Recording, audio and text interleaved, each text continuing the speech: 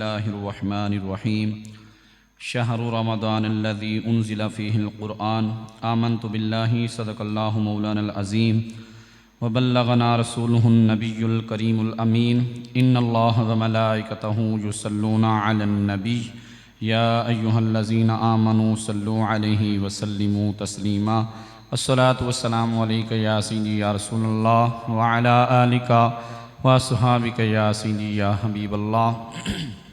ये जो आप अहबाब के सामने दुरूद पाक पढ़ा जाता है, इसको मोहब्बत के साथ अक़ीदत के साथ पढ़ा करें, क्योंकि हज़रत सैयदना उमर फ़ारूक रज़ियल्लाहु ताला अन्हु से रिवायत है कि मेरे आका सल्लल्लाहु अलैहि वसल्लम ने इरशाद फरमाया, तुम्हारा कोई भी नेक अमल जो है वो चाहे नमाज है, रोज़े हैं, ज़कात है, हज है, कोई भी तुम्हारा अच्छा अमल है ना, वो उस वक़्त तक अल्लाह की बारगाह में नहीं पहुंचता जब तक तुम नबी की बारगाह में दुरूद व सलाम न पढ़ लो।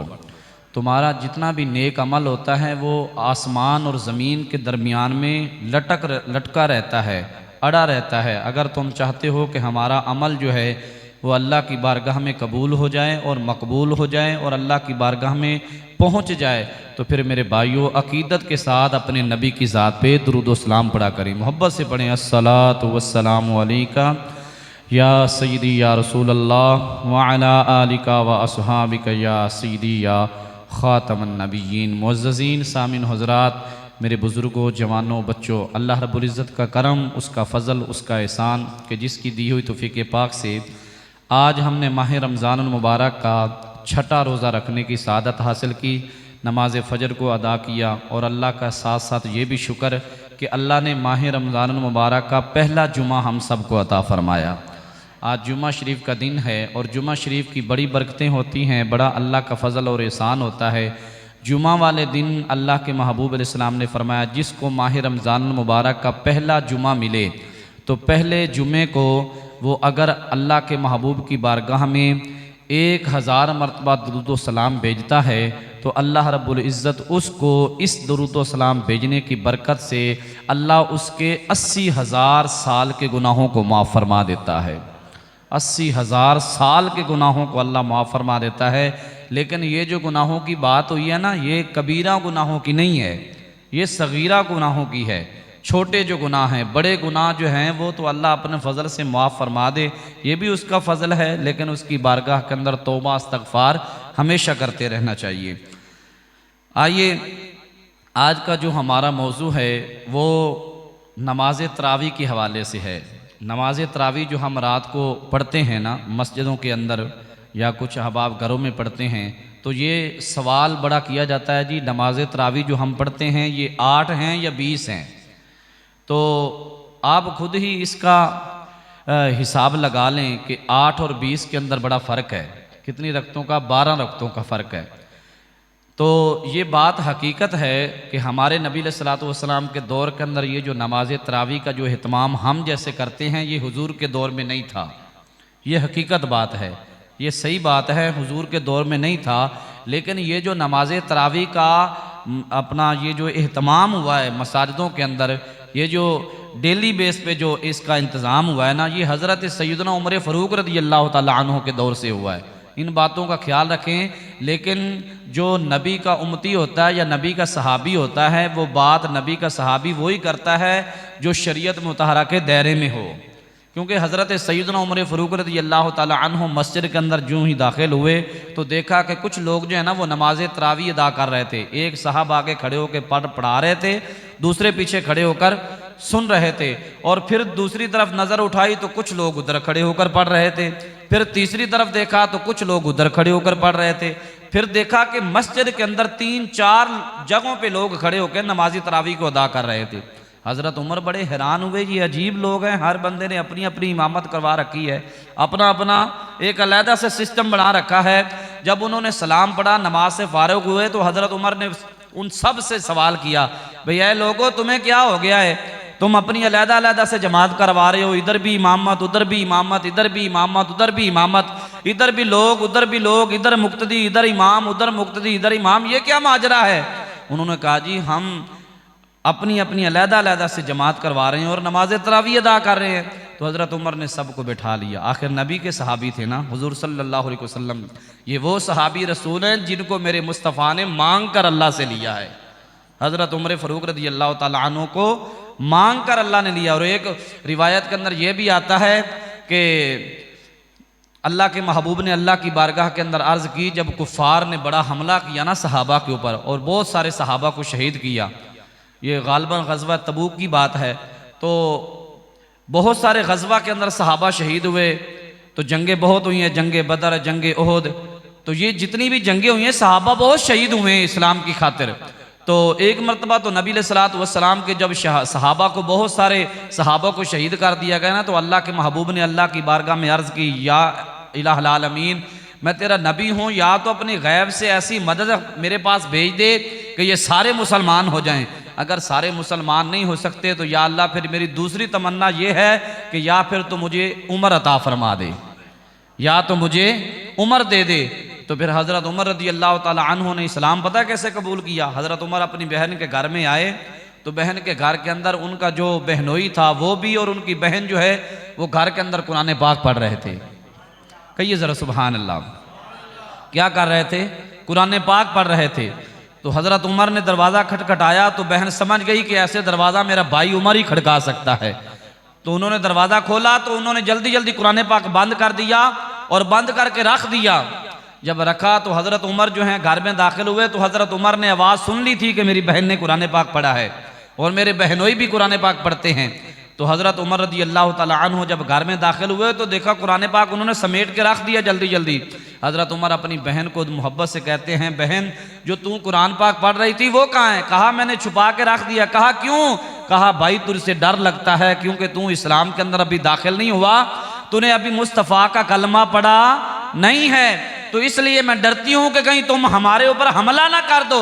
तो हज़रत उमर के दिल पे चोट लगी और कहा कि बहन अब उमर पहले वाला उमर नहीं है, अब उमर पहले वाला उमर नहीं है।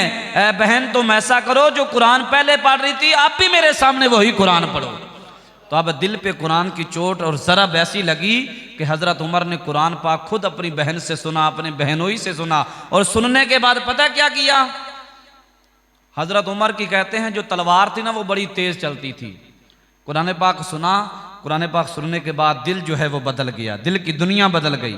अब वापस मुड़े, मस्जिद उनके घर से बाहर निकले तो रुख कर लिया मस्जिद नबवी का।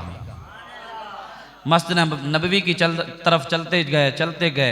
जब मस्जिद नबवी के करीब पहुँचे तो मेरे मुस्तफ़ा सल्लल्लाहु अलैहि वसल्लम के सहाबा का जम्मे गफ़ीर था, कसीर तादाद में सहाबा हुजूर की बारगाह में बैठे थे और सामने मुस्तफ़ा सल्लल्लाहु अलैहि वसल्लम तशरीफ़ फरमा थे। सहाबा ने जब उमर को देखा तो खड़े हो गए, कहने लगे या रसूलल्लाह सल्लल्लाहु अलैहि वसल्लम, आज लगता है उमर बड़े गुस्से में आया है, इसने किसी को फना कर देना है, इसने किसी को कत्ल कर देना है माज़अल्लाह। सहाबा जब ये बात करने लगे तो मुस्तफ़ा ने फरमाया बैठ जाओ मेरे सहाबा, जो मैं जानता हूँ वो तुम नहीं जानते। ऐ मेरे सहाबा, जो मैं जानता हूँ वो तुम नहीं जानते, बैठ जाओ। सहाबा जब बैठे तो सहाबा कहते हैं या रसूलल्लाह कहिए उमर हमला ना कर दें। उमर जब आए तो सहाबा से कहने लगे मेरे भाइयों, आज उमर पहले वाला उमर नहीं है, आज उमर पहले वाला उमर नहीं बन के आया। पहले तो इस्लाम के खिलाफ लड़ता था ना, अब इस्लाम को बचाने के लिए उमर आया है। अब इस्लाम को इंशाअल्लाह देखना कहाँ उमर लेकर जाता है। उमर मुस्तफ़ा सल्लल्लाहु अलैहि वसल्लम की बारगाह में आए, आके अर्ज़ करते हैं या रसूलल्लाह सल्लल्लाहु अलैहि वसल्लम, आप चाहते थे ना कि उमर मेरा गुलाम बन जाए, आपकी ख्वाहिश और तमन्ना थी ना कि उमर मेरा सहाबी बन जाए, मेरा गुलाम बन जाए। मुस्तफ़ा सल्लल्लाहु अलैहि वसल्लम आज आपकी दुआ को अल्लाह ने कबूल कर लिया है। आज उमर आपके नाम अपनी ज़िंदगी करने आया है। या रसूलल्लाह सल्लल्लाहु अलैहि वसल्लम, ये जो तलवार मैं पहले इस्लाम के खिलाफ चलाता था ना, अब ये तलवार इस्लाम के लिए चलेगी, अब ये तलवार इस्लाम के लिए चलेगी, इस्लाम की खातिर चलेगी। और जो कोई इस्लाम और मुस्तफ़ा सल्लल्लाहु अलैहि वसल्लम को बुरी नज़र से देखेगा, ये उमर की तलवार उसका सर कलम कर देगी। तो मेरे मुस्तफ़ा सल्लल्लाहु अलैहि वसल्लम, रिवायत के अंदर आता है जब उमर ने इस्लाम कबूल किया तो मेरे मुस्तफ़ा सल्लल्लाहु अलैहि वसल्लम ने अल्लाह की बारगाह में रो रो कर अल्लाह का शुक्र अदा किया, मौला मैं तेरा शुक्र अदा करता हूँ, तूने उमर को भी मेरा गुलाम बना दिया है, तूने उमर भी मुझे अता फरमा दिए हैं। तो जब उमर ने इस्लाम कबूल किया तो फिर उसके बाद कुफ़ार के अंदर जो है ना वो एक लहर तारी होगी डर की, खौफ की कि उमर भी मुस्तफ़ा का गुलाम हो गया है। उसके बाद कुफार जो है ना वो डर डर का गुजरते थे। अगर उमर कहीं हमारे सामने आ गया, और हज़रत उमर रज़ी अल्लाह ताला अन्हु के बारे में आता है कि हज़रत उमर वो उमर हैं, अल्लाह ने इनको इतनी ताकत से नवाजा है, इनके सामने शैतान आने से भी गुरेज करता है। शैतान कहते हैं हज़रत उमर के साए से शैतान डरता है, हज़रत उमर के साए से भी शैतान डरता है। और हज़रत उमर का नाम इतना जज्बे वाला है और इतना डर है शैतान को भी हज़रत उमर के नाम से। आज मैं आपको एक नुस्खा भी यहाँ पे दे देता हूँ कि अगर कुछ लोग होते हैं ना हमारे जवान या कई लोगों को बहुत सारे रात को बुरे ख्वाब आते हैं और वो सुबह उठकर जनाब मस्जिद के इमाम साहब के पास जाते हैं, कारी साहब साड़ा हिसाब लाना। मैंने कहा जी तुहाडा तो हिसाब पहले लग गया पिया है, तो आप अपना नया हिसाब लगवाने के लिए आ गए हैं। क्या हिसाब लगवाना है जी?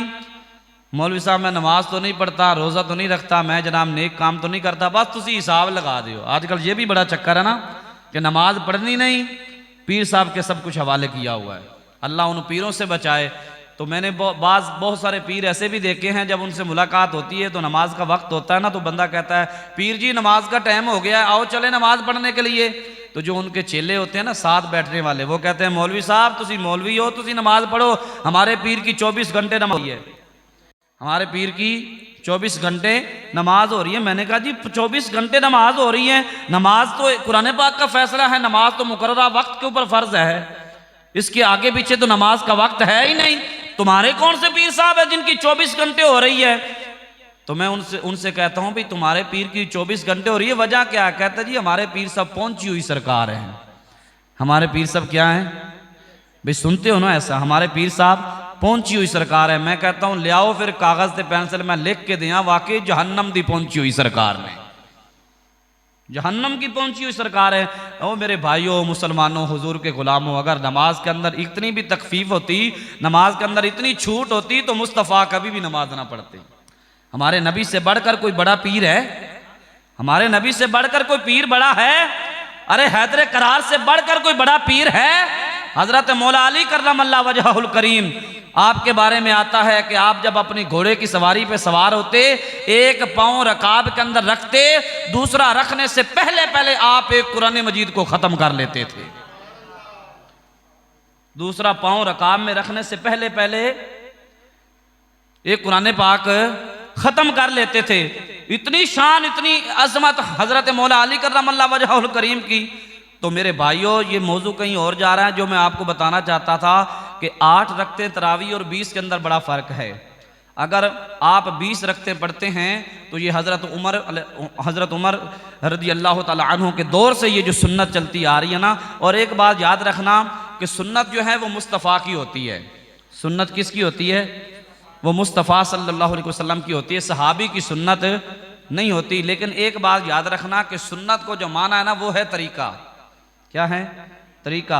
लेकिन हमारा ये भी ईमान और यकीन है कि सहाबी वो काम कभी भी नहीं करता जो मुस्तफ़ा को कबूल ना हो, जो मुस्तफ़ा को पसंद ना हो। नबी का सहाबी वो काम कभी करता नहीं। और नबी का हो गुलाम, नबी का सहाबी हो तो वो मुस्तफ़ा की शरीयत से हट जाए, ये कभी हो ही नहीं सकता, ये कभी भी हो नहीं सकता। लेकिन जो बहुत सारी दलीलें और रिवायात के अंदर आता है कि 20 रखते नमाज तरावी अदा करें, क्योंकि इसके अंदर हज़रत उमर के दौर से जो चला हुआ तरीका है ना ये पूरा हो जाता है। और वैसे भी आप ये बात ज़हन में रखें कि अगर हम 8 पढ़ लें या 20 पढ़ लें, 8 पढ़ेंगे तो सवाब 8 का, बात सीधी सीधी है। 8 पढ़ें तो सवाब 8 का, 20 पढ़ें तो सवाब 20 का। तो इसमें क्या है भाई? सजदे जब आप ज्यादा कर लेंगे तो अल्लाह के नाराज हो जाएगा, तुमने सजदे ज्यादा क्यों किए हैं, तुमने रखते क्यों ज्यादा किए हैं। इसमें कोई ऐसी बात नहीं है, कभी भी घबराना नहीं चाहिए। कुछ लोग कहते हैं नहीं जी मैंने तो 8 पढ़नी है, 10 पढ़ ली तो कहीं अल्लाह नाराज ही ना हो जाए। ऐसा कोई मामला नहीं है मेरे भाइयों। 20 पढ़ें, अल्लाह और ज्यादा राजी होगा इंशाअल्लाह, और ये हमारी खुश नसीबी है। सुने, मेरे नबी पाक सल्लल्लाहु अलैहि वसल्लम ने फरमाया, जो रमज़ान में ईमान के साथ और तलबे सवाब के लिए क़याम करे तो अल्लाह रब्बुल इज़्ज़त उसके गुज़श्ता ज़िंदगी के सारे गुनाहों को माफ़ फरमा देता है। तो आप जो 20 रखते हैं, आप ये गौर करें कि 20 रखते नमाज तरावी की और 17 रखते नमाज इशा की, कितनी होगी टोटल? भी सारे बोलो कितनी हो गई? यहाँ तो मैट्रिक का इम्तिहान देकर जो बैठे हैं वो भी नहीं बोल रहे हैं। तो फिर दुआ बाद में करवाएंगे, आखिरी कारी साहब दुआ कर दो हम इम्तिहान में पास हो जाएं। तो मैंने कहा जब मैं पूछ रहा था 20 और 17 कितने हैं, तो उस वक्त तो थोड़ी बोलती बंद हुई सी। हाँ जी, उस वक्त तो 37 का हिसाब भी नहीं आ रहा था। तो बाद में दुआएं भी उसी से जिसने 37 पूछनी थी, दुआ भी उससे। ये भी बड़ा अजीब मामला है। तो बहरहाल अल्लाह हमारे जवानों को मेहनत करने की भी तौफीक दे और सब के बच्चों को अल्लाह इतनी कामयाबियों से नवाजे कि माँ बाप का दिल खुश हो जाए। और ये भी बात जहन में रखें कि अपने बच्चों को जिस तरह दुनियावी तलीम के लिए इतना इंतज़ाम करते हो, वहाँ इस्लाम की भी बड़ी ज़रूरत है। अगर किसी ने किसी के हाँ बेटे 3 या 4 हैं, कोशिश करें उनमें से एक बच्चा हाफ़िज़ कुरान लाजमी बनाएं। बल्कि कोशिश तो ये होनी चाहिए कि सारे हाफ़िज़ कुरान हो। अगर ना सारे बन सकें तो कम अज़ कम एक जो है वो इस्लाम के ज़रूर नाम लगाएं। क्योंकि आप सारी बातों को छोड़ दें, जब आपको दुनिया के जाने के बाद आपको पता किस चीज़ की सबसे ज़्यादा तमन्ना होगी? वो तमन्ना ये होगी कि काश मेरे लिए कोई पीछे दुआ करने वाला हो। बाप को सबसे ज़्यादा तमन्ना और ख्वाहिश होती है कि मेरे लिए पीछे कोई दुआ करने वाला हो। आप मुझे बताएं, कोई बंदा आप में से कोई गारंटी दे सकता है मेरी उम्र इतनी है, मेरी ज़िंदगी इतनी है? ज़िंदगी का किसी को पता नहीं है। सांसें चल रही हैं, ये कब रुक जाएं कोई नहीं जानता। लेकिन मेरे भाइयों, जाने से पहले पहले अपने लिए इंतज़ाम ऐसा करके जाओ कि अल्लाह के महबूब भी राज़ी हो जाएं, अर्श वाला रब भी हमसे राज़ी हो जाए। अपने बच्चों को दीन इस्लाम की तलीम दिलवाएं, कुरान मजीद की तलीम दिलवाएं, ताकि और ना सही यार, कल को जब बाप दुनिया से चला जाए तो वही बेटा जिसने इस्लाम को सीखा होगा, वही बेटा अगर अपने बाप को खुद मैयत को गुस्ल देगा और फिर जनाजा भी खुद पढ़ाएगा, तो ये कितनी सादत की बात है यार। कि आगे बेटा खड़ा होकर, वो आपने सुन तो रखा है ना कि एक दौर के अंदर, एक नबी के दौर के अंदर, गालबन मूसा कलीमुल्लाह के दौर की बात है कि एक बच्चा जो है उसने कुरान मजीद की तलीम हासिल करनी शुरू कर दी। उसका बाप दुनिया से चल बसा। उसने जाकर मदरसे में पढ़ा ना बिस्मिल्लाहिर्रहमानिर्रहीम, तो उसके बाप को कब्र में अजाब हो रहा था। उसने जूं ही जाके मदरसे के अंदर पढ़ा बिस्मिल्लाहिर्रहमानिर्रहीम, अल्लाह तू रहमान भी है तू रहीम भी है। अल्लाह ने फरिश्तों को हुक्म दिया इसके बाप का अजाब उठा लो, इसके बाप के अजाब को ख़त्म कर दो। अल्लाह के फरिश्ते कहते हैं मौला ये तो बड़ा गुनाहगार है, इसने तो खताएं बहुत ज्यादा की हैं, तुझे नाराज किया है, आज जल्दी से अजाब उठा लेना। अल्लाह फरमाता है ए फरिश्तों, जो मैं जानता हूं वो तुम नहीं जानते। या अल्लाह क्या हो गया अचानक? अल्लाह फरमाता है तुम्हें नहीं पता, इसका जो बेटा है उसने मुझे रहमान भी कहा है, मुझे रहीम भी कहा है। तो उसका बेटा मुझे रहमान और रहीम कहे और मैं अजाब दूं, ये मेरी रहमत को गवारा नहीं है। तो मेरे भाइयों, अपने बच्चों को वो तलीम दिलवाएं जिससे हमारा ईमान जो है वो बचे, जो हमारी आखरत है वो संवरे। आखरत कैसे संवरेगी? जब हमारे बच्चे इस्लाम की तरफ आएंगे। वो बड़ी खुशी होती है मुझे कि जब एक बाप मस्जिद के अंदर आता है, उसके शहजादे भी साथ आते हैं, उसके बेटे भी साथ आते हैं। आजकल तो ये एक बात जहन में रखिएगा, जो बाप खुद नमाज पढ़ने के लिए मस्जिद में आता है और अपने बच्चों को, अपने बेटों को दावत नहीं देता, ये तो पूरे गुनाह का जो क्रेडिट है वो बाप को जाता है। ये जहन में रखिएगा। मस्जिद में आने से पहले अपने बच्चों को, अपने बेटों को, जवानों को, उनको पकड़ कर उठाया करें, सख्ती किया करें। और आप सख्ती करेंगे, ना आएंगे तो फिर वो आप बरीउल जिम्मा हैं। आप क्या हैं? बरीउल जिम्मा है। लेकिन अगर बाप डरता है कि नहीं जी मैं तो जो मेरा बेटा है जिसको मैंने मस्जिद में लेकर जाना है, अगर उसको मैंने उठाया तो वो मस्जिद में ना गया, उसने मेरी बात ना मानी तो कहीं मेरा खर्चा ही ना बंद कर दे। क्योंकि बाप ताबे है ना अब बेटे के। अब उल्ट हो गया है, पहले जब औलाद जो है वो बाप की ताबे थी, अब माँ बाप जो है वो औलाद के ताबे हैं। कहते हैं जी जवान औलाद हो जाए तो फिर बंदे को औलाद की माननी पड़ती है। मेरे भाइयों, मैं ये नहीं कहता कि ना मानो, मानो, लेकिन वो मानो जो मुस्तफ़ा का हुक्म है, जो शरीयत का हुक्म है, वो मानो। इंशाल्लाह अल्लाह राजी होगा। और जो रिस्क अल्लाह ने आपको देना है वो आपको मिल के ही रहेगा। रिस्क अल्लाह ने आपको जो देना है वो आपको मिलकर रहेगा। फ़अम्मल इंसानु इज़ा मब्तलाहु रब्बुहु फ़अकरमहु व नअमहु फ़यक़ूलु रब्बी अक्रमन। अल्लाह सूरह फजर के अंदर 30वें पारे में अल्लाह इरशाद फरमाता है, जब मैं अपने बंदों को बहुत ज़्यादा रिस्क देता हूँ तो फिर ये क्या करते हैं? ये बड़े खुश होते हैं, बड़े खुश होते हैं। और फिर अपने रिश्तेदारों में, अपने दोस्तों में बड़ा घमंड करते हैं, देखो जी मुझे अल्लाह ने इतना कुछ दिया हुआ है। और फिर साथ ही अगली आयत में अल्लाह ने इरशाद फरमाया, फ़अम्मल इंसानु इज़ा मब्तलाहु फ़क़दर अलैहि रिज़्क़ा फ़यक़ूलु रब्बी अहानन। अल्लाह फरमाता है जब मैं रिज़्क़ में थोड़ी सी रफ्तार कम करता हूँ ना, उसकी रफ्तार को कम करता हूँ, फिर ये बंदा पता क्या कहता है, नाशुक्रा होकर कहता है देखो जी अल्लाह ने मेरे साथ ज्यादती कर दी है, अल्लाह ने मेरे साथ ज्यादती कर दी। वो कभी भी अपने बंदों के साथ ज्यादती करता नहीं, अपने बंदों को पर वो उतना ही बोझ डालता है जितनी उसने अपने बंदे को ताकत दी है। अब ये जो रोज़ा है आप देख लें, आप एक बात का हिसाब खुद लगाएं कि अगर बंदे को रोज़ा ना हो, बंदा सुबह जो सहरी करता है, सहरी के अंदर अल्लाह इतनी बरकत रखता है, इतना अपना फजल रखता है, इतनी अपनी करम नवाजी रखता है कि सहरी जब हम खा लेते हैं उसके बाद से लेकर मगरिब तक हमें अल्लाह सब्र देता है। क्या देता है? सब्र देता है। तो अगर हम वैसे कहना कि रोज़े के बगैर इतना टाइम निकालेंगे तो कभी भी नामुमकिन, ये नामुमकिन है, कभी भी हो नहीं सकता, ये नामुमकिन है। तो बंदे को गुजारा ही नहीं होता। लेकिन रोज़ा रखने के बाद वो कहता है रोज़ा रखा है तूने मेरे लिए, तो अब इसकी ताकत भी तुझे मैं दूंगा, अब इसका सब्र भी तुझे मैं दूंगा। तो मेरे भाइयों सुनिए, मेरे आका अलैहिस्सलातु वस्सलाम इरशाद फरमाते हैं कि अगर कोई रात को क़याम करे तो अल्लाह उसके गुनाहों को माफ़ फरमा देता है। मुफ्ती अहमद यार खान नईमी अलैहि रहमा इस हदीस पाक के तहत फरमाते हैं कि ये जो तरावी की पाबंदी की बरकत से अल्लाह रब्बुल इज़्ज़त इस हर उस इंसान के सगीरा गुनाहों को माफ़ कर देता है जो उसने ज़िंदगी के अंदर किए होते हैं। छोटे गुनाह अल्लाह माफ़ फरमा देता है। और एक बात याद रखिएगा, इस महीने के अंदर कोशिश करें कि किसी भी इंसान को आप तकलीफ़ ना दें। अल्लाह रब्बुल इज़्ज़त हकूकुल्लाह तो माफ़ कर देगा, हकूकुल इबाद माफ़ नहीं करेगा। किसी बंदे का दिल ना दुखाएं, किसी बंदे का दिल ना दुखाएं। यहाँ पे आपको एक हदीस सुनाता हूँ। मेरे आका सल्लल्लाहु अलैहि वसल्लम जब मिराज से होकर आए थे ना अभी ताज़ा, तो मेरे हुजूर सल्लल्लाहु अलैहि वसल्लम ने अपनी घरवाली हज़रत अम्मा आयशा सिद्दीक़ा रज़ियल्लाहु ताला अन्हा से इरशाद फरमाया, आयशा तुम मेरी घरवाली हो और तुम मेरी बड़ी प्यारी हो। मेरे मुस्तफ़ा सल्लल्लाहु अलैहि वसल्लम को हज़रत आयशा से इतना प्यार था, जिस पानी के बर्तन के अंदर हज़रत आयशा पानी पीती थी ना, मेरे मुस्तफ़ा सल्लल्लाहु अलैहि वसल्लम देखते थे जहाँ हज़रत आयशा के होठ लगते थे, मेरे मुस्तफ़ा वहीं पे अपने होठ रख कर पानी पिया करते थे।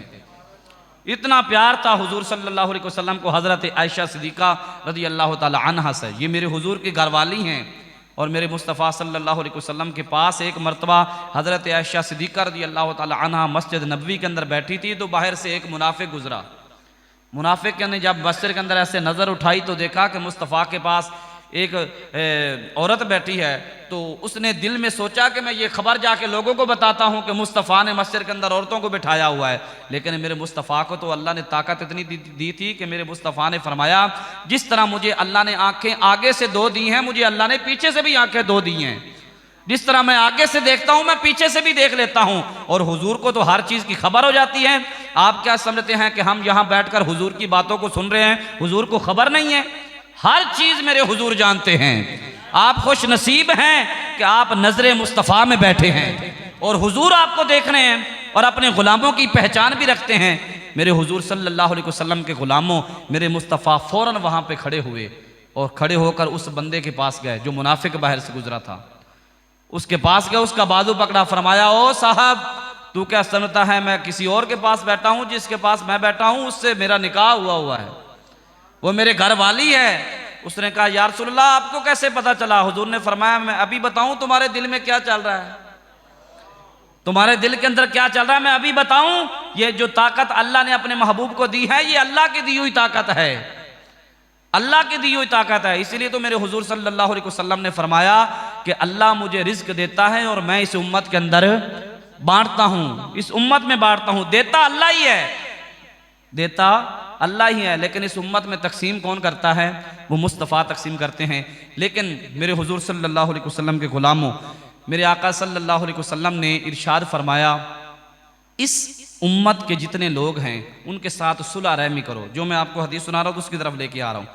सुलह रहमी क्या है कि अगर किसी के साथ आपकी लड़ाई है, झगड़ा है घर के अंदर, किसी रिश्तेदार के साथ, भाई के साथ, तो उससे सुलह कर लो। सुलह करने में कुछ भी नहीं होता, आपकी शान के अंदर कभी भी कमी नहीं आएगी। मेरे हुजूर सल्लल्लाहु अलैहि वसल्लम ने इरशाद फरमाया, अगर दो सगे भाई आपस में लड़े हों, ये हदीस सुन लें, अगर दो सगे भाई आपस में लड़े हों, उनका बोल चाल ना हो, आपस में इख्तलाफ हो, औलाद की वजह से, कारोबार की वजह से और प्रॉपर्टी की वजह से, किसी वजह से भी लड़ाई हो जाती है, तो मेरे मुस्तफ़ा सल्लल्लाहु अलैहि वसल्लम ने फरमाया, और जो दो भाई लड़े होते हैं उनमें से जो सुलह करने में पहल करेगा वो पहले जन्नत में जाएगा। जब ये फरमान हज़रत इमाम हसन और इमाम हुसैन अलैहिस्सलाम दोनों भाइयों ने सुना ना हुजूर का, तो एक दिन ऐसा हुआ हज़रत इमाम हसन और इमाम हुसैन की आपस में किसी मामले के अंदर आपस में इख्तलाफ हो गया। तो अब जो इमाम हुसैन अलैहिस्सलाम है ना, ये छोटे हैं और इमाम हसन जो है ये बड़े भाई हैं। और हज़रत इमाम हुसैन अलैहिस्सलाम चलते चलते ना अपने भाई हज़रत इमाम हसन के पास गए और जाकर ये नहीं कहा कि मुझे माफ़ कर दो, मैं सुलह करने के लिए पहल कर रहा हूँ, बल्कि इमाम हसन को जाकर पता क्या कहा, कहने लगे बड़े भाई आप बड़े भाई हैं, तो जो बड़ा भाई होता है ना वो बाप की मानद होता है। वो क्या होता है, अगर दुनिया से बाप चला जाए तो जो बड़ा भाई है उसको बाप की नज़र से देखो, वो अब तुम्हारा बड़ा भाई तुम्हारा बाप है, उसकी इज्जत ऐसे करें जैसे बाप की करते थे, वो तुम्हारा अब बाप है। सुने, इमाम हुसैन अलैहिस्सलाम ने जाकर अपने भाई से पता क्या कहा, ये नहीं कहा मुझे माफ़ कर दो, ये कहा कि ए भाई जान, मैं आपकी बारगाह में गुजारिश करता हूँ आप मुझसे सुलह कर लें, आप मुझसे सुलह कर लें और सुलह करने में आप पहल करें। इमाम हसन अलैहिस्सलाम कहने लगे भाई बड़ा अजीब सवाल है, भाई आया भी मेरे पास है, लड़ाई भी हमारी हुई है, इख्तलाफ भी हमारा है, लेकिन मुझे आकर कह रहा है कि आप मुझसे सुलह करने में पहल करें, ये क्या मामला है। तो हज़रत इमाम हुसैन अलैहिस्सलाम कहने लगे जी मैं नहीं चाहता कि मेरा बड़ा भाई जो है वो बाद में जन्नत में जाए और मैं पहले जाऊं, मैं नहीं चाहता कि मेरा बड़ा भाई बाद में जाए और मैं पहले जाऊं, मैं कहता हूं आप सुलह करने में पहल करें ताकि आगे आगे हसन चलता हो, पीछे पीछे हुसैन चलता हो। ये एक अंदाज था ना भाइयों का, और ये आपस में मोहब्बत का एक अंदाज अलहदा था। लेकिन फिर जो हज़रत इमाम हसन इमाम हुसैन थे, आखिर बेटे भी किसके थे, हज़रत मौला अली करमल्लाहु वजहुल करीम के, जिनका बाप अली हो, जिनकी माँ फातिमा हो, उनका किरदार फिर ऐसा ही हुआ करता है। सुनिए मेरे आका सल्लल्लाहु अलैहि वसल्लम के गुलामों, हज़रत इमाम आज़म अबू हनीफ़ा अलैहि रहमा, जिनके हम मुक़ल्लिद हैं ना, जिनके हम अक़ायद को मानते हैं, हज़रत इमाम आज़म अबू हनीफ़ा जिनकी फ़िक़ा के हम कायल हैं, सुनिए इनके बारे में आता है कि आप माह रमज़ान मुबारक में 61 मरतबा कुरान मजीद ख़त्म करते थे। 61 मरतबा, 61 मरतबा आप कुरान मजीद ख़त्म करते थे। और कैसे ख़त्म करते थे, एक कुरान पाक आप दिन को पढ़ते थे और एक नमाज तरावी अदा करने के बाद पढ़ते थे, और एक कुरान पाक आपने नमाज तरावी में कुरान पाक सुनाया।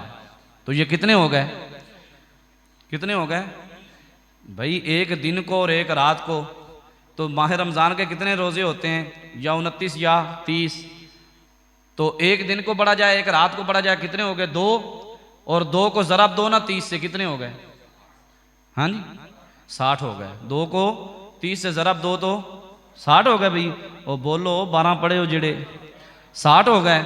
अब 2 को ज़रब दो 30 से तो 60 हो गए, तो एक तरावी के अंदर पढ़ा गया तो कितने हो गए, 61 कुरान मजीद आप सिर्फ माह रमज़ान मुबारक के अंदर पढ़ते थे। तो ये कितनी शान है। अब एक और रिवायत के अंदर आता है, इमाम आज़म अबू हनीफ़ा के बारे में आता है कि आपने अपनी ज़िंदगी के अंदर 55 हज किए हुए हैं। कितने हज, 55 हज। और जिस मकान के अंदर आपने वफ़ात पाई, उस मकान के अंदर आपने 7000 मरतबा कुरान मजीद मुकम्मल किया था। 7000 मरतबा कुरान पाक पढ़ा था। कोशिश किया करें, आप मेरी एक बात को सुन लें, ये माह रमज़ान मुबारक जा रहा है ना, इसमें कोशिश करें कि आप कम अज़ कम ज़्यादा नहीं तो एक कुरान पाक लाजमी मुकम्मल करें, पढ़ा करें। और जिन लोगों ने कुरान मजीद की तालीम हासिल नहीं की है, पढ़े नहीं हैं, मैं उनकी बारगाह के अंदर ये हाथ जोड़कर अर्ज़ करता हूँ, भाइयों ज़िंदगी का कुछ पता नहीं है, कुरान मजीद की तालीम हासिल कर लें। ये ना सोचा करें कि अब मैं बूढ़ा हो गया हूँ, जवान हूँ, मेरे बच्चे हैं, अगर मैं कुरान पाक पढ़ने मौलवी साहब के पास जाऊँगा तो कहीं मौलवी साहब ये ना कह दें कि तेनू शर्म ही नहीं आती, तू एडी उम्र गुजार ली है तो तू कुरान पाक की तालीम ही नहीं हासिल की। तो मैंने कहा, मेरे भाइयों मैं गुजारिश करता हूँ, जो बंदा बुढ़ापे के अंदर कुरान मजीद की तालीम को हासिल करे और पढ़ने में मशगूल हो जाए, अगर दुनिया से चल बसेगा तो अल्लाह रब्बुल इज़्ज़त कल को उसको हाफ़िज़ कुरान की सफ़ के अंदर शामिल करेगा, हाफ़िज़ कुरान वालों की शफ़ में शामिल करेगा। आप कोशिश तो करें यार। और अगर पढ़ना नहीं भी आता, अगर जहन काम नहीं करता, तो मेरे भाइयों कोशिश करें कि कुरान मजीद को सुबह सुबह वुज़ू करके उठाएं। ये नुस्खे हैं बड़े कमाल के, ये बड़े आपके काम आएंगे इनको आप उठाएं, कुरान पाक को उठा के इसको चूमे, सीने से लगाएं, छाती से लगाएं, लगाने के बाद उसको खोलें। अगर पढ़ना नहीं भी आता तो हर लाइन के ऊपर उंगली रख कर कहा करें, या अल्लाह पाक ये भी साचे, या अल्लाह पाक ये भी साचे, या अल्लाह पाक ये भी साचे। हर लाइन के ऊपर आप अल्लाह की किताब को सच्चा मानते जाएं, वो इंशाल्लाह आपको सच्चों की साफ के अंदर शामिल कर लेगा। अपने आप को बदलने की कोशिश तो करें यार, अपने आप को बदलने की कोशिश करें। अपने बच्चों को कुरान मजीद की तालीम दिलवाएं, खुद भी सीखें। जिन मसाइल का पता नहीं है वो मसाइल सीखें। बाज़ ऐसा होता है ना कि यार नमाज जनाजा बंदा पढ़ने के लिए जाता है तो सिर्फ मुंह दिखाने के लिए जाता है। क्या करता है? सिर्फ अपना मुंह दिखाने के लिए। भाई तायदा मुंडा फौत हो गया, जे मैं ना गया तो उन्होंने नाराज हो जाना है। भाई तायदा मुंडा फौत हो गया तो बंदा ना जावे तो नाराज हो जाएंगे। लेकिन आपने कभी ये भी सोचा है कि तायदा मुंडा तो नाराज हो जाएगा, हाँ जी, लेकिन अगर अर्श वाला खुदा नाराज हो गया तो? और करें, अगर अर्श वाला खुदा नाराज हो गया, गुंबद खजरा के मकीन नाराज हो गया तो फिर क्या बनेगा? कल को हशर के मैदान के अंदर तायदे मुंडे ने छुड़वाना नहीं, कब्र चोने आना नहीं, कब्र में मुस्तफ़ा ने आना है। और मुस्तफ़ा ने पूछना है कि जिस सफ के अंदर तू खड़ा होकर नमाज जनाजा पढ़ रहा था तो लोगों को धोखा दे रहा था, तुझे तो नमाज जनाजा पढ़नी भी नहीं आती थी। और मैंने अपनी ज़िंदगी के अंदर बड़े बड़े लम्हात देखे हैं। आज गौर करें कि जवान जो बेटा होता है ना, उसका बाप दुनिया से चला जाए तो वो बेटा अपने बाप की मैयत को गुस्ल भी नहीं देता। वो कहता है मौलवी साहब को बुलाएं, वही दें। मौलवी साहब की ये जिम्मेदारी नहीं है। और आजकल तो बहुत सारे मामलात उल्ट हो गए ना, जो मैयत को गुस्ल देते हैं ना, उन्होंने अपना कारोबार बनाया हुआ है, बिजनेस बनाया हुआ है। वो कहते हैं भाई मैं मैयत को गुस्ल देने के लिए जाऊंगा तो मुझे पहले 5,000 या 10,000 का लिफाफा दिया जाए। तो जो बेटा जिसको देना नहीं आता वो बेचारा मजबूर होता है, वो कहता है चलो 5,000 जान छुट दिए थे, कोई गाल नहीं, 5,000 ही सही। लेकिन मुझे वो लम्हे भी याद है खुदा की कसम कि जब कोरोना वायरस आया था, कोरोना वायरस आया था ना, अल्लाह उससे हमें दोबारा महफूज रखे। लेकिन सुनने में आ रहा है कि वो दोबारा लहरें उठ रही हैं, सुनने में आया। लेकिन अल्लाह रब्बुल इज़्ज़त अपनी रहमत के दरवाजे जिस तरह इस माह रमज़ान में खोल रखे हैं, उन रहमत की बरकत से अल्लाह सारी बीमारियों को दूर ले जाए और मुसलमानों को अल्लाह हिफ्ज़ व अमान में रखे और सबको सेहत वाली ज़िंदगी अता फरमाए। बड़े बड़े घर उजड़ते देखे हैं, बड़े बड़े घर उजड़े हैं कोरोना वायरस के अंदर, कि जो जवान बीवियाँ थी उनके शोहर दुनिया से चले गए, जवान बच्चे थे, छोटे छोटे बच्चे थे, उनके बाप दुनिया से चले गए। उनकी ज़िंदगियाँ कैसे गुजरेंगी यार? अल्लाह कभी भी किसी के बच्चों से माँ बाप को जुदा ना करे, उनके सर पे हमेशा सलामत रखे। मेरे भाइयों, कोरोना वायरस के अंदर बहुत सारे लोगों ने क्या किया था, ये मैयत को गुस्ल देने के चार्जेस बढ़ा दिए थे। और मैंने ऐसा भी देखा है अपनी ज़िंदगी के अंदर, वो हकीकत बात आपको बता रहा हूँ। ये रहमत साहब बैठे हैं, गुज्जर साहब, इनके अजीज़ हैं, वो लब्बा गुज्जर फौत हुआ था। तो वो बेचारा जब फौत हुआ मियाँ हॉस्पिटल के अंदर, तो जनाब इन्होंने, इनके भाई फयाज साहब हैं और रियाज भाई हैं, इन्होंने जनाब अपने भाई को, ज़ाहिर बात है वहाँ से लाना तो था और गुस्ल भी देना था। और उन्होंने क्या कहा, उन्होंने कहा जी इधर से ही गुस्ल दिया जाएगा, इधर से ही नहलाया जाएगा, इधर से नहला के उसको पैक करके जनाब कब्रस्तान सीधा लेके जाना, उसको दफना देना, घर भी लेके जाना नहीं। और पुलिस की ड्यूटी थी कि वो साथ साथ चलती रही और कब्रस्तान तक आई, जब तक वो दफनाया ना गया पुलिस इधर ही रही कि कहीं घर ना ले जाएं। मामला इतने ख़राब हुए। लेकिन उधर मैयत को गुस्ल देने के लिए गए तो वहाँ पे मैंने क्या देखा, वहाँ पे जो ईसाई थे, ईसाई मुसलमान होता है, ईसाई मुसलमान होता है, हम ईसाई को मुसलमान नहीं मानते, हमारा उससे कोई लेना देना नहीं है। आज लोग ये भी सवाल करते हैं जी मेरी दुकान के ऊपर एक ईसाई काम करता है, मैं उसके साथ खाना पीना खाता हूँ, ठीक है?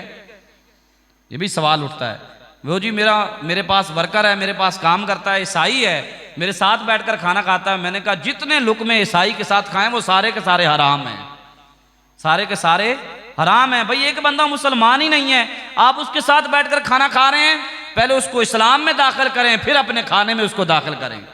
वरना उसको, आपका वर्कर है ना, आपके पास काम करता है, ठीक है, जायज़ है, कोई गैर मुस्लिम भी हो आप उसको काम पे रख सकते हैं, उसको पैसे दें, उससे कहें जी वो आपका रास्ता है, आप वहाँ से जाकर खा के आएँ। लेकिन किसी मामले के अंदर कोई भी आपस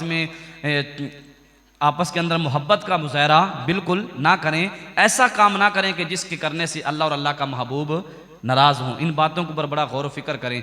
लेकिन खुदा की कसम, वो जो भाई लब्बा साहब फौत हुए थे ना, मैं जब उनको गुस्ल देने के लिए मियों हॉस्पिटल में गया तो इन्होंने बड़े लोगों को ढूंढा, कोई मैयत को गुस्ल देने वाला मिल जाए, लेकिन किसी ने भी हामी नहीं भरी, किसी ने भी कहा जी हमने नहीं जाना। लेकिन फिर जब मेरी बारी आई तो मैंने कहा एक तो मोहल्लेदार है और एक हमारा नमाजी है और हमारा भाई है, तो मैंने इनकार ना किया। तो लोगों ने मुझे बड़ा कहा कि कारी साहब तुसी टल जाओ, इन्ना कम्मा तो टल जाओ वरना कोरोना ने तुहानू फड़ लेना है। मैंने कहा अगर मुझे कोरोना पकड़ अल्लाह की बारगाह में ले जाए तो फिर और क्या चाहिए। बंदे ने कहाँ जाना होता है, अल्लाह की बारगाह में ही जाना होता है ना। भाई बंदा कहे जी मैं 60 साल या 70 साल या 100 साल या 150 साल की उम्र गुजारूंगा, फिर ही आखिर क्या है, आखिर क्या है, मौत ही है ना। जाना तो दुनिया से है, लेकिन मैंने वहां पे देखा जो बंदे मैयत को गुस्ल दे रहे थे वो ईसाई थे। वो कौन थे, ईसाई थे। और वो क्या कर रहे थे, वो कह रहे थे जी 10-10 हज़ार रुपया दोगे तो हम मैयत को गुस्ल देंगे। और गुस्ल पता क्या कैसे दे रहे थे, उन्होंने जनाब पंप के साथ पैप लगाया हुआ है, मैयत पड़ी हुई है, और दूर खड़े होकर ऐसे पानी का प्रेशर मार के जनाब उसको गीला करके लो जी मैयत ने गुस्ल हो गया। ऐसे गुस्ल होता है। गुस्ल के कितने फराज हैं, सारे बोलो। गुस्ल के और 3 फराज हैं बेटा, समझो। तो आप तो मेरे साथ रहते हैं, आपका ये हाल है, बाकियों का क्या होगा, समझें। या तो बोलें ना बोलें तो फिर ख्याल से बोलें, क्योंकि जो ज़ुबान से निकल जाता है वो दोबारा वापस चला जाता है। गौर करें मेरे भाइयों, आप मुसलमान हैं और हुजूर के ग़ुलाम हैं। गुस्ल के 3 फ़र्ज़ हैं, ये दोबारा भूलना नहीं है। गुस्ल के कितने फ़राइज़ हैं, फिर सारे बोलो, फिर बोलो, फिर आवाज़ ऊंची में बोलो। गुस्ल के 3 फ़र्ज़ हैं और ये आपको मस्जिद का इमाम समझा रहा है। आपको मैं बता रहा हूँ, इन बातों को गौर से सुन लें, ये आपके बड़े फ़ायदे के लिए हैं मेरे भाइयों। गुस्ल के 3 फ़र्ज़ हैं। जिंदा बंदा हो तो वो फ़र्ज़ खुद करता है, मर जाए तो दूसरा करवाता है। क्यों जी अब्दुल वहीद भाई, फ़र्क सिर्फ ये है, बंदा जिंदा हो तो खुद कर लेता है, मर जाए तो दूसरा करवाता है। बस यही बात को सुन लें। गुस्ल के जो 3 फ़र्ज़ हैं वो कौन कौन से हैं, नाक में पानी चढ़ाना, कुली करना, और तीसरा पूरे जिस्म के ऊपर पानी बहाना। ये 3 फ़र्ज़ हैं। कितने, 3 फ़र्ज़ हैं। इनको गौर से सुन लें और इन पे अमल कर लें। अगर इनमें से एक भी रह गया तो गुस्ल होता नहीं है। लेकिन एक बात याद रखना कि कुछ लोग जो है ना वो बस डायरेक्ट ही पानी जो है ना वो सर के ऊपर बहाया, वो कहते हैं लो जी पानी बहाना है ना, ठीक है जान छूट गई। या फिर एक नहर चल रही हो उसमें पानी चल रहा हो, ऐसे जनाब गोता लगाया, बाहर आ गए, गुस्ल हो गया। समझे इन बातों को। शरीयत जो है ना उसका एक दायरा है, और दायरे से आप बाहर निकलेंगे तो आपने खुद ही ख़राब होना है, किसी का कोई नुकसान नहीं होना। तो मेरे भाइयों, खुदारा अल्लाह के वास्ते अपने आप को बदलने की कोशिश करें। माह रमज़ान मुबारक जो हमारे पास आया है, ये हमें अल्लाह से मिलाने के लिए आया है, अल्लाह के करीब करने के लिए आया है। तो अपने आप को बदल लें, अपनी ज़िंदगी संवार लें, अपने बच्चों को नेक बना लें, अपने आप को नेक बना लें। और फिर माह रमज़ान मुबारक के ईद के बाद मैंने देखना है कि फ़ायदा किस किस को हुआ है। अगर माह रमज़ान मुबारक के बाद भी आप अगर 5 वक्त के नमाजी रह गए तो फिर उस अर्श वाले रब ने समझ लो आपको कबूल कर लिया है। माह रमज़ान के बाद अगर आप इधर उधर हो गए तो फिर समझ लें कि आपने नमाज जो है ना वो अपनी बस एक ड्यूटी थी जो 1 महीना करनी थी, फिर आप चले गए। ऐसे नहीं है मेरे भाइयों, नमाज सिर्फ माह रमज़ान में फ़र्ज़ नहीं है, पूरी ज़िंदगी के लिए फ़र्ज़ है। इसको समझें कवानीन को। अल्लाह रब्बुल इज़्ज़त जितनी गुफ्तगू हुई, टाइम तो थोड़ा सा ज़्यादा लग गया है, चलो जुमे की बरकत से अल्लाह हमारी ख़ताओं को माफ़ कर दे। जो कुछ सीखा है, जो कुछ बताया है, अल्लाह रब्बुल इज़्ज़त सबसे पहले मुझे और उसके बाद आपको अमल की तौफ़ीक करने की तौफ़ीक अता फ़रमाए। व आखिरु दावाया अनिल हम्दुलिल्लाहि रब्बिल आलमीन। एक बात ज़हन में रखें कि आप जितने मुसलमान भाई हैं, जवान हैं, आप मेरे भाई हैं। क्या हैं? भाई हैं। मैं आपका इमाम हूँ, बेशक इमाम की शान कदर अलहदा है, वो आप जानते हैं इमाम का मकाम क्या होता है। तो लेकिन एक बात जहन में रखें, अपने अंदर ना मोहब्बत पैदा करें। अपने अंदर क्या पैदा करें? मोहब्बत पैदा करें। और मोहब्बत कैसी पैदा करें कि आपके जहन के अंदर कोई भी सवाल इस्लाम का उठे ना, दीन का उठे, शरीयत का उठे, कोई भी क्वेश्चन जवानों आपके जहन में आए, आपको मैं खुली इजाज़त देता हूँ, खुली इजाज़त, आप मुझसे आके शेयर करें और मुझसे पूछें। भाई बंदा घबराता क्यों? इस्लाम की बात पूछनी और घबराए, ये बिल्कुल ना ऐसा सोचा करें। आपके जहन में कोई भी क्वेश्चन, उससे सवाल उठे, आप अपने टीचर से भी कर लेते ना, तो ये जो आपका इमाम होता है ना, ये आपका रहबर होता है, आपका रहबर होता है, आपको चलाने वाला होता है, आपका साथी होता है। तो इसको जो भी मसला आपके जहन में आए आके मुझसे पूछें, और आप मुझसे पूछेंगे तो मुझे नहीं पता होगा तो चलो मैं भी आके से पूछ लूँगा, या मैं भी मुताले के अंदर इजाफा कर दूंगा। तो ये इस्लाम जो है ना, ये कहते हैं ना कि इस्लाम माँ की गोद से लेकर गोर तक इल्म सीखो। इसीलिए तो कहा गया ना कि इंसान का सारी ज़िंदगी इल्म तो पूरा हो सकता ही नहीं। इंसान इस दुनिया के अंदर सीखने के लिए आया है, तो सीखें जितना हो सकता है, अपने आप को बदलने की कोशिश करें। अल्लाह आपको सलामती अता फरमाए, जीते रहें, मुस्कुराते रहें। दोस्तों, जियो तो ऐसे कि हर शख्स एहतराम करे, मुसलमानों मरो तो ऐसे कि दुश्मन भी तुम्हें सलाम करे। वाखिर दावा यानी अल्हम्दुलिल्लाह रब्बिल आलमीन। आमीन। अल्हम्दुलिल्लाह रब्बिल आलमीन वस्सलातु वस्सलामु अला सय्यिदिल अंबिया वल मुरसलीन। परवरदिगार आलम, हमने जितना भी आज ये इल्म तेरे महबूब की शरीयत तेरे बंदों के सामने रखी है, या अल्लाह इसको कबूल फरमा ले। या अल्लाह इसके अंदर इतनी बरकत रख देना कि हर काम के ऊपर हम अमल करने वाले बन जाएं। या अल्लाह हमें आमिलीन में शामिल फरमा दे, अमल करने वालों में हमें शामिल फरमा ले, मुत्तकी परहेजगार बंदों में हमें शामिल फरमा ले। अल्लाह हमारे दिलों में मोहब्बत पैदा फरमा दे, दिल से नफ़रत को निकाल दे। परवरदिगार आलम, हमारे दिल से बुग़्ज़ कीना निकाल दे, मोहब्बत पैदा फरमा दे, इखलास पैदा फरमा दे, एक दूसरे से मोहब्बत से पेश आने की तौफीक अता फरमा दे। या अल्लाह, तेरे महबूब का जिस तरह फरमान है, जिसने मेरी उम्मत के किसी बूढ़े की इज्जत की, समझ लो उसने मुझ मोहम्मद की इज्जत की है सल्लल्लाहु अलैहि वसल्लम। परवरदिगार आलम, हम सबको इन मामलात को समझने की तौफीक अता फरमा। या अल्लाह, हम जब बड़े की इज्जत करेंगे तो तू हमें खुद ही इज्जत दे देगा। परवरदिगार आलम, हमें इज्जतों से नवाज दे, मोहब्बतों से नवाज दे, अपनी रहमतों के साए में ले ले, अपने ख़ास करम नवाजी फरमा दे। हमारी दुआ को कबूल फरमा ले, हमारे मोहल्ले पे, इलाके पे, हमारे नमाजियों पे ख़ास कर। या अल्लाह, मेरे दिल की उन लोगों के लिए दुआ है जो यहाँ बैठ कर वक्त निकाल कर तेरे महबूब की बातों को सुनते हैं। या अल्लाह, इनको हमेशा खुश रख। या अल्लाह, इनको हमेशा सलामती अता फरमा। ये जहाँ भी जाएँ लोग इनको इज़्ज़त की निगाह से देखें। अल्लाह, हमारी दुआ को कबूल फरमा ले। व सल्लल्लाहु तआला अला खैरि खल्क़िही सय्यिदिना व मौलाना मुहम्मदिन व अला आलिहि व अस्हाबिही अजमाइन।